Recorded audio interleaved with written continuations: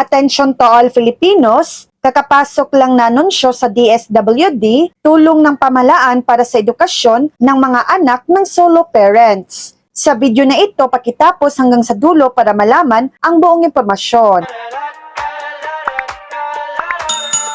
Kung ikaw po ay may anak na senior high school, katulong po natin ng DepEd, no, meron po silang senior high school voucher program. No, parang tulungan po sila na mapagpatuloy yung pag-aaral nila kahit nasa private school, no, matulungan po natin yung mga solo parents.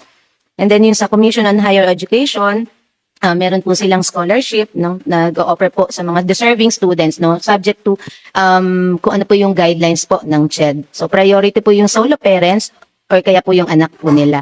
Pwede po silang mag-apply. So another one po yung sa TESDA. Katulong din po natin ng TESDA para po sa mga registered solo parents na may valid ID at yung kanilang isa sa mga anak, no, unmarried, unemployed, age 22 or below. So pwede po silang maka-avail po ng free training, assessment fees and potential training allowance po. Depende po sa programa kasi marami pong programa ang TESDA pagdating po sa kanilang mga skills training at mga scholarship program.